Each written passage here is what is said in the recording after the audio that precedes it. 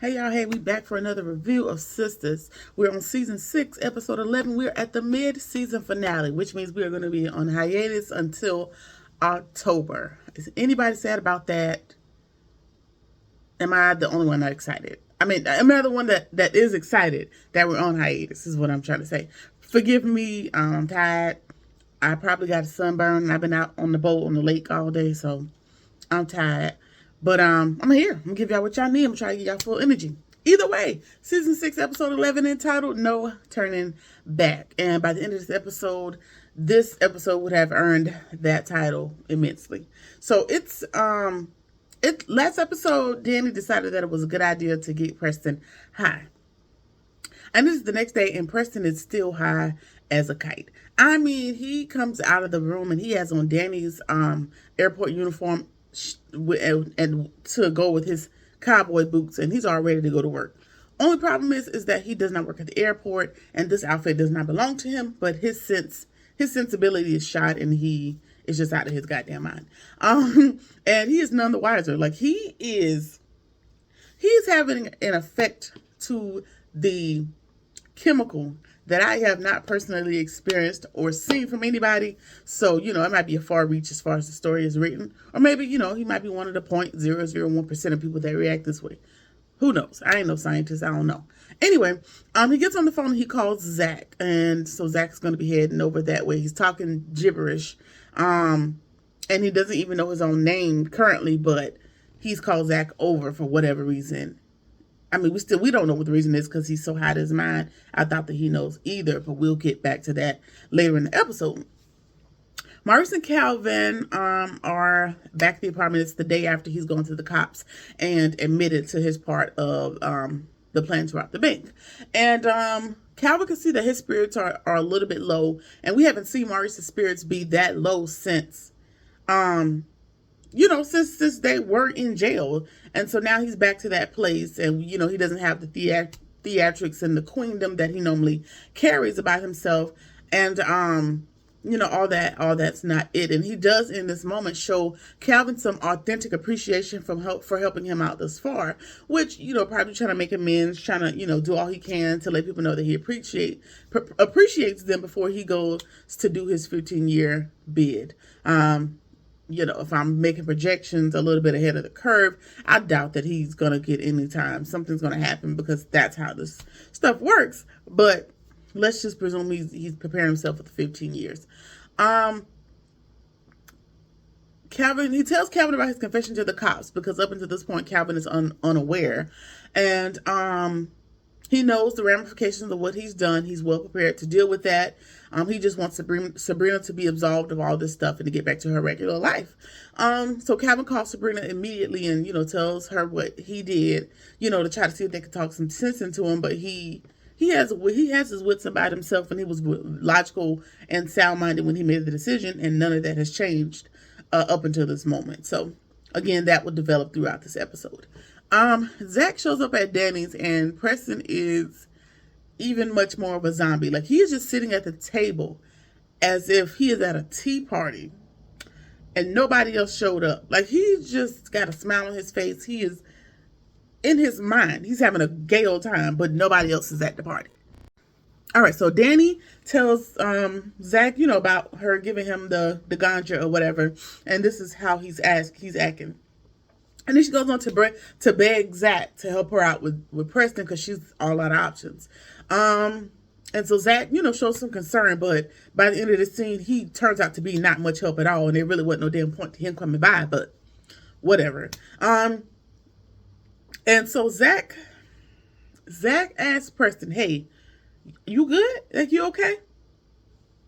And Preston says, "Oh yeah, I'm good, my nigga." What? Preston legitimately said out of his mouth, "Oh yeah, I'm good, my nigga."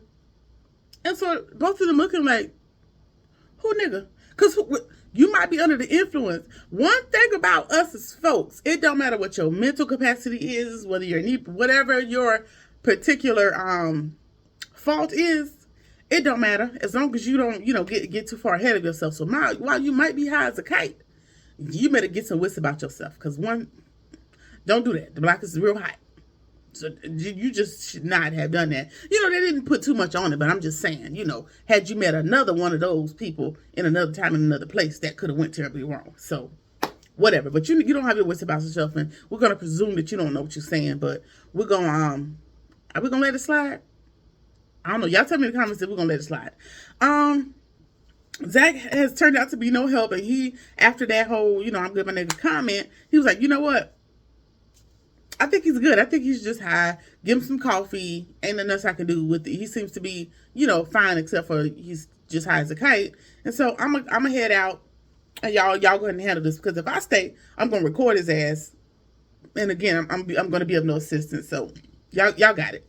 All right. Zach leaves, and Preston tells Danny, like, hey, I like that guy. He's pretty cool. And Danny's like, you don't even know who that is, but do you? He was like, no, but he's a pretty cool guy. I don't know who he is, but pretty cool. Again, his sanity is his logic or whatever. His faculties are not there. He's not with us. What I'd also like to mention is that Preston has developed a foul mouth as well as an accent. Like, I heard quite a few things to include a Louisianan accent. Is that right? Is Louisianan? Is that the thing? Is that what y'all are known by? Louisianians and Louisians? The people from Louisiana. That's one of the accents that he has taken on in his inebriated state of mind. Not only that, Danny's like, you know what? I'm going to go ahead and go to work. I need you to just stay put in this apartment, which I don't know why you would think he's going to stay put. Mind you, the night before, he could not determine if he was sweating or bleeding. He couldn't differentiate the two, as well if he couldn't determine if he was breathing or not. So I don't know why you would leave him unattended. But girl, I guess you got to do what you got to do. You probably got to do a PTO. You got to do what you got to do. But she goes back to the room to get dressed. And she was like, yeah, I'm about to go get dressed. You just stay put till I come back out of the room. He was like, okay. And however they're talking, he's kind of like mumbling under his breath. And he goes, yeah, okay, B. Yeah, okay. B word. Right? He's like, okay, B word. And she peeked back out the door like, who are you talking to? Wait, excuse me, what you talking about? And, he had enough wits about himself to not repeat it what she could hear. So you ain't too goddamn high, for sure. Anyway, we're going to get back to that. Anyway, she plans to go to work and leave him there, like I said, which is a very, very, very bad idea at this point, but this is what we have to work with. Sabrina comes over to Maurice's and Calvin's, and she's trying to reason with Maurice, but it's too late. Like I said, nothing has changed. He's already told the police what he did. He knows that he did this to her, and he wants to make it better. He wants to make it right, and this is the only idea he can come up with to do so. And she tells him, like, listen, I've already called the lawyer. He's going to meet us there, so just kind of wait around, because he has told us that this is ill-advised, so let's just hang around until he can finish up what he's doing so he can meet us there. Well, it's a race against the clock, because Maurice is about to go shower, get dressed, do his last walkthrough, and he's going to head to the jail. So you're going to have to beat him there, not meet him there at this point, because, again, he's made his decision, and so that's what's going to happen. So we're going to get back to that. All he wants to really do is make it right, and, again, this is the only idea that he can come up with to make it right. All right. Zach rolls up, his brand new car, his three-piece tailor suit. I don't know if it's three pieces. Sounds right. With a check for Karen, and he gives it to Pam because Karen is either not there yet or inside. I forgot. Either way, he gives the check to Pam and tells Pam, basically, like, tell Karen, that there's more where that came from. Like, I don't know if it's like on the weird stuff, but he was kind of flexing because Aaron was also out there. So, maybe a little ego type thing. But it might have been like an ego thing, but it gave me very much the older gentleman from Set It Off. It's like you in a bind, Nate, and you gotta do what you got to do. It was a little strange. Anyway, he told her that there's more where that came from. He was willing to help. But he does leave them there to do the manual labor. And of course, Aaron hates that for them, but he's still going to do the best he can to help his girl out as much as he can. So by the end of this episode, I wonder how much help he's going to be able to offer, but we'll talk about it later. All right. Gary, was there to see Hayden, last episode. And he rolls up and he's talking to Andy. She's in the midst of talking. I think he might have called her in the hall, whatever. He walks up on her, and it seems very awkward because, again, we have tension from the night before, and the night before that night where she was under the same influence that Preston is under. And so now he's come up with the logic for why she's behaving this way, by way of Hayden, saying, oh, she's listening to the older women, and I guess that's can explain why she's behaving how he thinks she shouldn't be. He tells her, like, you owe me an apology for what you said to me. And for some reason, he seems to think that he is entitled to this apology for her telling what she believes to be her truth. So, yeah. And what Andy does, she was like, listen, this is a bad time. I have to work. I am currently at work, and I'm going to head out. So she walks off and leaves him standing there, with his jaw on the ground. And, of course, that tickles Hayden, and he's like, oh, so you got this under control? Like, she giving you the cold shoulder. And that tickles him. And Gary's like, listen, you have so much to say, but at least I know what my woman is. And then, he's talking about Tamara being MIA at the current moment. And Hayden goes around him like, that's not your girl, so you really didn't say, you said all that to say nothing. And so Gary offers to put a tail on her to see if they can track her down, living up to his stalker history. And so, Hayden agrees because he's also all out of options because, he can't reach her and she hasn't called. So what else could you do? All right, moving right along. Zach rolls up on Fatima at the office and she appears to be skinning and grinning. If you country black folk, you know what skinning and grinning means. You're showing all your teeth. You're doing a whole lot of smiling and cackling with whoever, your current company is. And Zach is being shady because he doesn't know who this person is that she got a whole lot to grin about with. It's a gentleman, sitting there. And, Fatima introduces him as the lawyer. She introduces the two of them. He's the lawyer that's supposed to be helping Zach with his custody case against his baby mama, Heather. Again, if you follow the Fatima series, you would know that, they kind of live in a squalor. She's not paying attention. She's a stripper. She only wants the paycheck. And so, he wants to do the honorable thing to do. All right. And so, he's trying to shake the gentleman's hand, and the gentleman pays him absolute dust.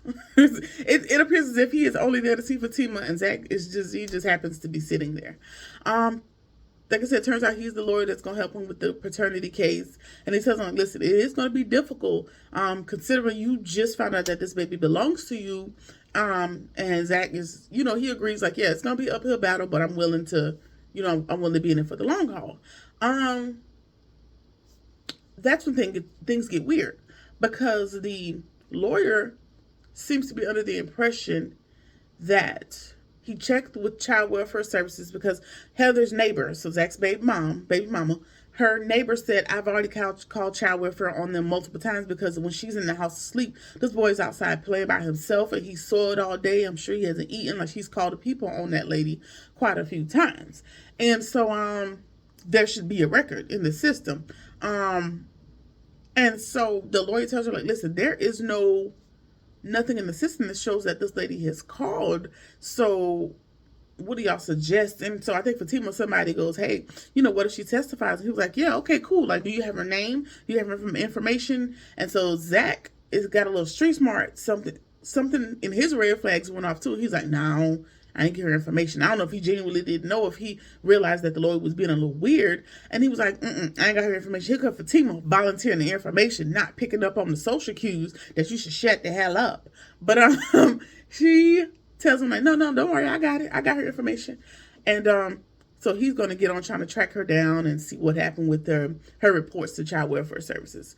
So that just screamed weird to me, because that's those things are documented. Just trust me on that. Those things are in the system, especially more than one time. So there's no way all those cases just disappear. So it was very strange.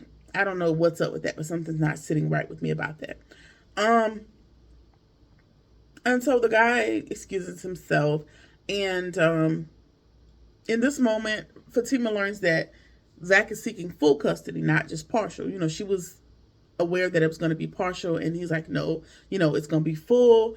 if you're not down for the ride, just let me know. I don't want you to get tangled up in this thing. And she assures him, like, no, I'm here. And he was like, it sounds good. And he's fair in this assessment. We've gone through this a million times over where you're ride or die in the beginning, but then shit gets sticky and we are at odds. And she was like, well, because it's a lot at one time or whatever her logic was. She gave a spiel that seemed believable. But, Zach did have a point. Like, you want to be a ride or die, but when it's time to ride and die, girl, you be having a problem. So, and the inner beast be coming out. So I just need for you to be sure that that's what you want to do. All right. And so she assures him that she is. And then here comes Andy waltzing in because she, in fact, did not have no work to do. She just didn't want to talk to Gary. And so they're in their small talking, blah, blah, blah. And we'll get back into that conversation later. All right, so we're back at Maurice's and Calvin's, and Maurice has gotten showered, shaved, and all that good stuff, and he's ready to head down to the police precinct. He's ready to walk this last green mile and turn himself in to do his 15 years. The lawyer's going to meet them at the station, and he's trying to leave on his own. And of course, Calvin and Sabrina insist that they all go together, just to a reasonable assumption would be so that they can try to talk him out of his decision along the way, which by the end of this episode, we know that again did not work. All right. Karen gets to y'all, I'm so sick of Karen. I'm so sick of Karen. I am not interested in meeting the real lady. I forgot her name. I ain't look it up. I forgot. Essence. I know. Don't give me the line. Have you guys watched Low Down Dirty Shame? And remember when Jada Pinkett met the soap opera guy and she smacked him for how he was treating his wife or girlfriend or whatever in the TV series? That's where I'm at with Miss Karen.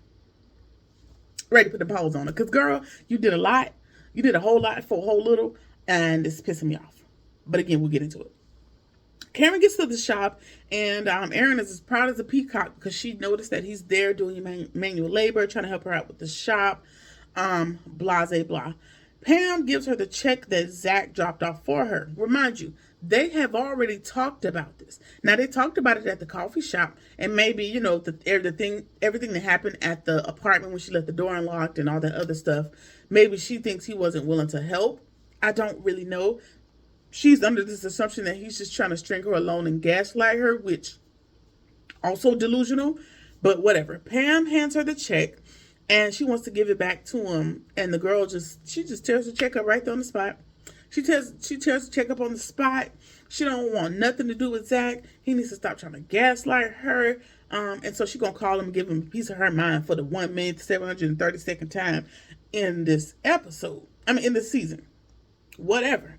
All right, and so, mind you, Fatima, Zach, and Andy are sitting in Fatima's office shooting the shit, essentially, at this point. And so Zach sees the phone ring, and he turns the face down, classic, I won't be bothered. Whoever's on this phone is going to disturb my peace, and I don't want to do it. And so you got Andy over here looking like, not you, don't want to answer the phone call. He'll go, Fatima, answer it. Pick it up. And so he's not going to answer it. And so she snatches that phone and she picks it up. And then it's Karen. And so she, of course, now we're finna get back into the pissing match. Karen is handing out all kinds of threats. You come down into my shop, I'm gonna shoot you. And Fatima's like, listen, don't forget I got a gun too. Wop-de wop, boop. Like they're exchanging real street terms, like some real serious stuff. And then Karen's like, don't worry about it. Like, listen, it's been too much going on. I'm sick of all this. I'm on the way to the office. And when I get there, I'm going to shoot, like, directly. I'm going to shoot you. No words exchanged. That's exactly what I'm going to do. And she goes off about the check, and she's talking to Zach again. She's going off about the check and this and about that. And he says, okay. If you don't want to check, that's fine. And she's like, well, you're not going to fight to, take care of this baby. You're not going to fight to help me like you said. Like, just going, backpedaling on what you just said. He was like, even my okay ain't good enough. Girl, bye. And for me, girl, bye. Forget you and that baby. Because I'm not going to deal with this for the rest of my life. It is what it is. But, so she's going to be headed to the law office where Andy works. And I just want to take a moment to say, Andy might as well be a partner. Is she a partner? She's not a partner. Might as well be a partner in this law firm. There's so much that happens at this doggone Davidson Dinkle law firm. I don't know if that's really the name. Sounds good. So much happens at this law firm that there's no earthly way that actual work gets done.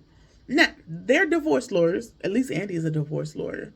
And so, that might not happen every day, all day, and there's some downtime. But God damn, people getting beat up. People are passing out. People are bringing devastating news. People are going back and forth with their significant. It's just people are getting shot.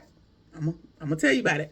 And it's just a lot happening at the workplace. And for me, it's giving lock the doors. Do not let people buzz people in one at a time, because it's getting real hood adjacent and I don't like it. All right. Andy is privy to the call because she's sitting there. She's trying to make excuses for Karen. And then Karen calls Andy because, that's your best friend, girl. You want to talk to your friend, girl, about what's going on. And Fatima tells her, answer it. She's trying to excuse herself. And Fatima's like, answer it. It's given, you were privy to our call. Go ahead and let's be privy to yours. And she excuses herself because Zach is like, nah, don't get in that. Just let her excuse herself. And I'm of the school of thought with Fatima. Well, you've been in my business all this long. Let us be in yours a little bit. Answer the call. I know it's Karen. Answer the phone. Friend, boss, co-worker, girl. All right. Karen asks her. So Karen has sent an email to Andy. And it's the test results. And it confuddled my mind because, girl, did you have the email all along? Because you fabricated the empty packet, the empty manila envelope last episode. You called your doctor, was it this episode or last episode, saying, hey, I left the paperwork at your office. I'm on the way. But you got distracted because you went to the shop to make sure Pam and everybody else was doing what they needed to do. And then here comes this email. So there's a disconnect in how all that went. But whatever. It's a TV show. I guess it doesn't really have to make sense.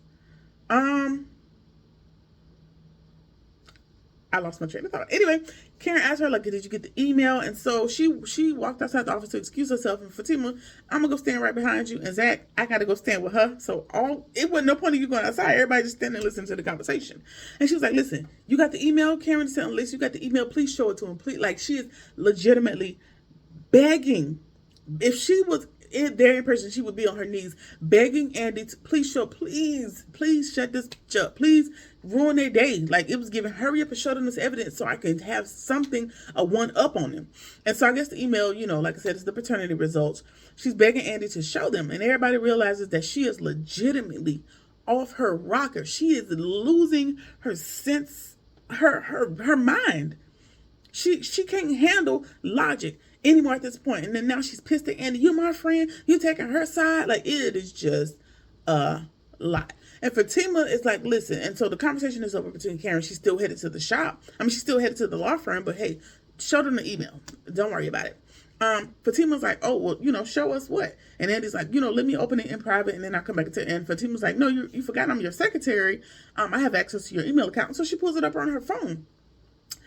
And she opens the email from Karen, and it is, in fact, an email that confirms that Zach really is the father of that baby. Oh, God. Is anybody as relieved as I am? I am relieved to know it could have been the milkman.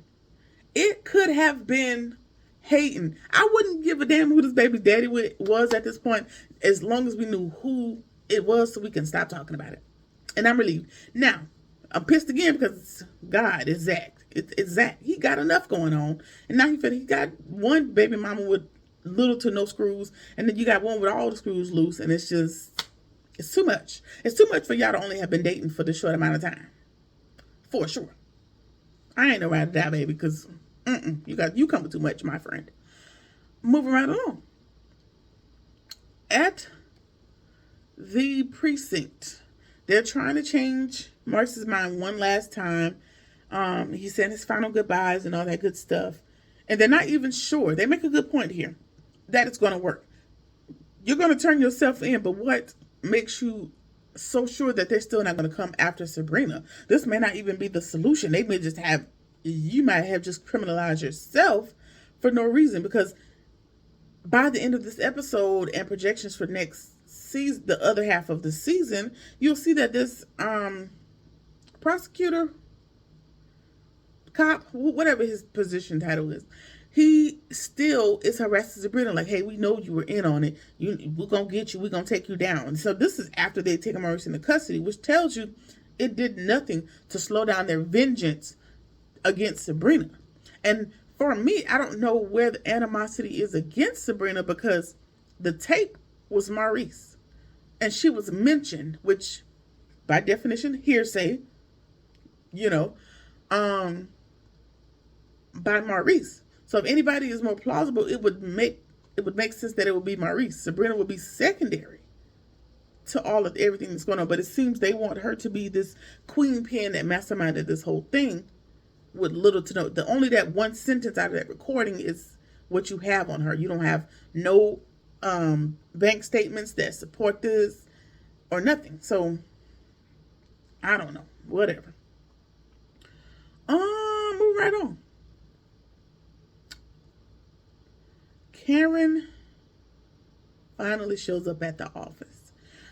And Andy rushes to her side to see, hey girl, why are you here? Let's go talk in my office, trying to divert her attention, trying to calm her back down. And again, she has no sense of logic. Like, it's like she has rage in her blood. She don't care about nothing right now except executing what she came there to do. And so Andy's talking to her and they're standing in the hall. She was like, well, girl, why you here? What you trying to, what you got going on? And she was like, oh, I know why I'm here. Fatima turned the corner. And it appears to be Fatima, because I think she had on the blue suit that day. Can't remember. Anyway, a person that appears to be Fatima comes walking this way. And she was like, oh, I know I'm here to do this. Reaches into her bag, pulls out her trusty dusty 380. That would be my guess. And fires a shot. Now, it looks like it was probably a shot to the shoulder or something to that effect. But a shot nonetheless to who we can presume to be Fatima. With absolutely no emotion, with no qualms about it. She, sometimes you make a decision and you immediately come back to your senses after you've done it, and you're like, oh, like I messed up. She did not have that. She literally did not have that. She did what she needed to do. You could see the panic in Andy, and she rushes over to Fatima, and it almost had looked like Karen wanted to fire her one for rushing to Fatima's side. But overall, Karen is unfazed. She was like, all right, basically like, okay, what's for lunch? It gave that kind of energy, which tells me like, okay, girl, I want to give you hormonal because you're pregnant. But even before you found out you were pregnant, you were acting like this, like when you were trying to sue Zach for money and, identity theft when it wasn't him. Like, it's just a whole lot of things that show me like you're always one minor inconvenience away from a shootout. And I don't like that for you. And I want your mama to come back and just stay with you full time, because you seem to be most malleable when she was around. So she need to come on up off that Harley, that Harley Davidson, and come see about her child. But I mean, that ship is sailed. I heard Maurice and Sabrina gonna end up in the same cell at this rate. But yeah. That is where they left us at the mid-season finale. We see a little bit of projection for the next time around, and it seems like Andy's trying to rally support for Karen, and for me, cut it. That is where I draw the line on supporting my friend. You're a lawyer. Find an unbiased third-party lawyer, somebody that you trust to represent her, but you need to take a step back. You are too intimately involved, and she has gone too far and has not listened to enough logic for me to back you. That's me. That's just me. Especially when I know that you are unequivocally wrong. You are absolutely wrong. I cannot hold you up in that. But we'll see what Andy has to say about it, come October. We also hear from Mr. Bayou from the second time this season, and he tells Sabrina that he wants a return on his investment, girl. And I guess that investment being the $1 million or however much he put up for Maurice's bail. Now, I don't know since Maurice turned himself in, that means you should get your money back, right? Because he's not out on bail, he's in because they're taking it back in, hopefully. But I don't know what he means by investment. I don't know if he's trying to make that girl sleep with him or if he's trying to make her do a pyramid scheme. I don't know what he wants from her, but it's getting very much, I don't even like you no more, so run me my money back plus interest. That's what it's giving. Moving right along. Zach is in a fight for his son. We see him at Heather's apartment, and he's in a physical altercation with someone for the second time, maybe third time this season, but it's for a righteous cause. Because whatever you got going on, because he also went by Heather's place, and that her boyfriend or whoever he is was just very disrespectful and very demeaning to his son. And for me, you should have beat his ass in that instant, but I'll take it in the coming episodes. So it's a whole lot. It's a whole lot that's coming in October. But what I will say, I'm kind of grateful for this break because I'll be tired. I'm trying to keep these reviews going, but a break is sometimes necessary. So we're probably just gonna rock with All the Queen's Men until that comes back. Unless I don't know what shows I review anymore. Satima might come back by then. Ruthless. It's just a couple little other things that might come back by then, but hopefully I'll just be able to ride with All the Queen's Men for a little while, so I don't have to do 2 videos. Either way, the long and the short is, tell me what you think about the mid-season finale. What are your projections for the second half of the season? Do y'all think it was like a dream or something, like she shot that girl? Because y'all know TV really be playing it like that. I really want it to be, because I'm trying to wrap it up, but what I do not want is for you to have shot that girl. I doubt that she's going to die. So you shot this girl, arm, shoulder, whatever you did, and you don't know her reach, which means Madam, which is Mob Tide Queen Pen, is her cousin, which means that there's going to be ramifications for you and little watermelon seed baby. So you started it. So whatever comes with it, comes with it. That's what it is. All right. Let me know what you think about the episode. Drop it in the comments. Again, that was season 6, episode 11. I will see y'all in October as it relates to SISTAS. Like, comment, share, subscribe, or whatever it is that you feel like doing. And I'll see you in the next one. Peace.